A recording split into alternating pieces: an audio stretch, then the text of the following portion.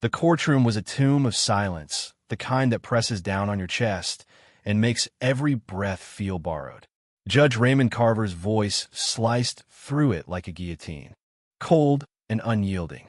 I hereby sentence 14-year-old Ethan Jackson to death. A collective gasp erupted, a wave of shock rolling through the packed room. Ethan's mother, Denise, let out a scream that clawed at the air, raw and guttural, as she collapsed to her knees. No, he's just a kid. He's innocent. Her hands clutched at the wooden railing in front of her, nails digging into the grain as if she could hold back the tide of what was happening. Ethan sat frozen in his chair, a skinny boy dwarfed by the oversized orange jumpsuit they'd forced him into. His small hands trembled in his lap, the cuffs clinking faintly with each shudder. Two officers, broad-shouldered and stone-faced, loomed over him. They grabbed his arms, their grip iron-tight, and Ethan's voice broke as he choked out, "Please, I didn't do anything." Across the room, the prosecutor, a wiry man with slicked-back hair and a pale suit, leaned back in his chair, a smirk tugging at his lips. He didn't even try to mask his satisfaction, his fingers drumming idly on the table as if this were a game he'd already won.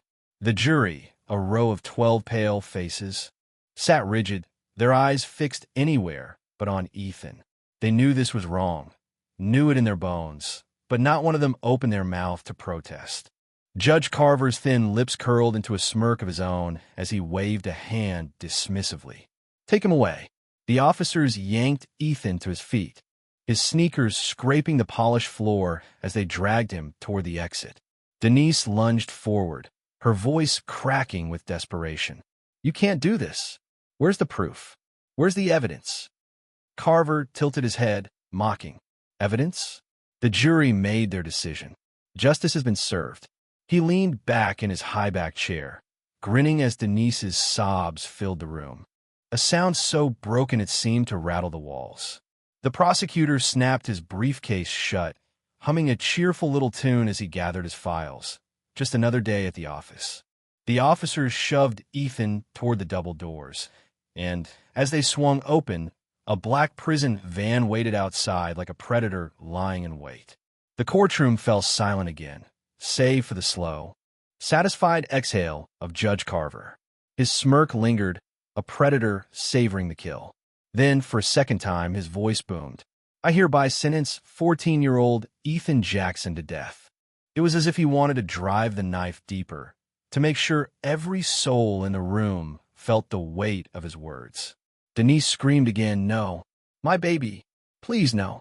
She threw herself toward the bench, but two guards caught her arms, holding her back as she thrashed. Tears streaked her face, her voice hoarse with anguish. Ethan's chest heaved, his wide eyes darting around the room. He turned to his lawyer, a slump-shouldered man named Paul Grayson, and whispered, "Mr. Grayson, please say something." Grayson, the public defender assigned to Ethan's case, kept his gaze glued to the table. His fingers fidgeted with his tie, tugging at the knot as if it were strangling him. He wouldn't meet Ethan's eyes, wouldn't acknowledge the terror trembling in the boy's voice. "Tell them I didn't do it," Ethan pleaded, his voice rising. "You know I didn't do it." Grayson cleared his throat, a weak, hollow sound, but said nothing. Denise whirled on him, fury blazing through her grief. "You're his lawyer. Defend him."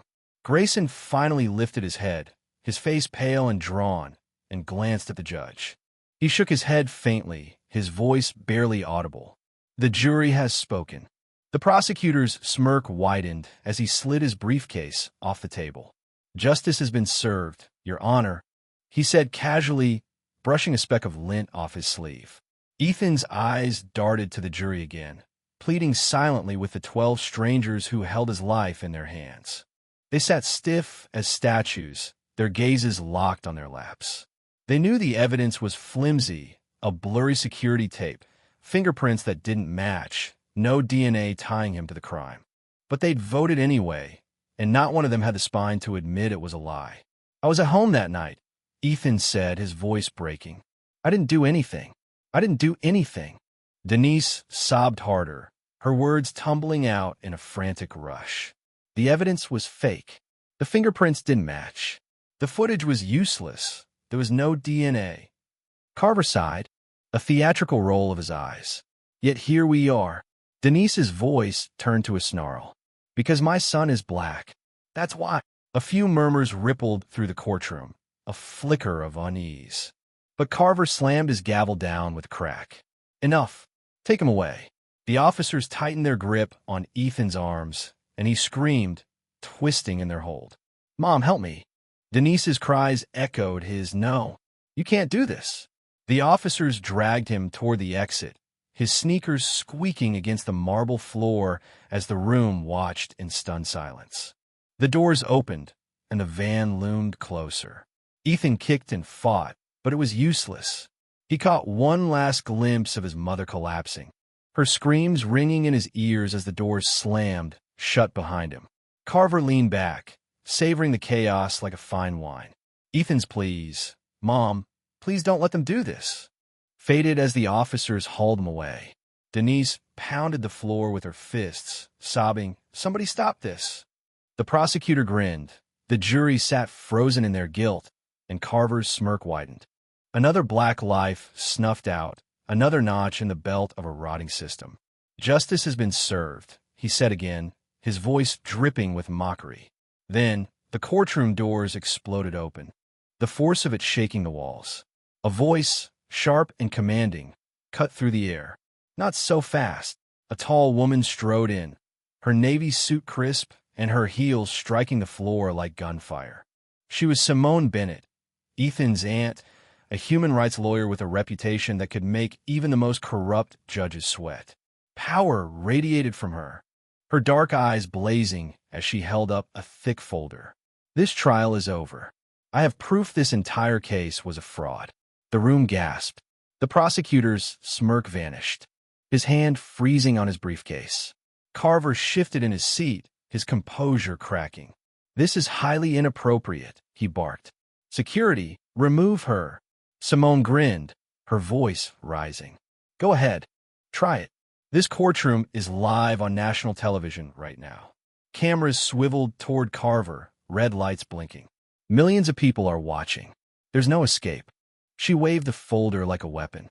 I have irrefutable evidence. Fabricated fingerprints, coerced witness statements, Dr. DNA reports. This wasn't a trial. It was a lynching. Murmurs turned to shouts. The jury's faces twisted with horror. The prosecutor went white as a sheet. Simone stepped closer, her eyes locked on Carver. And guess what, Your Honor? She slapped a document onto his desk.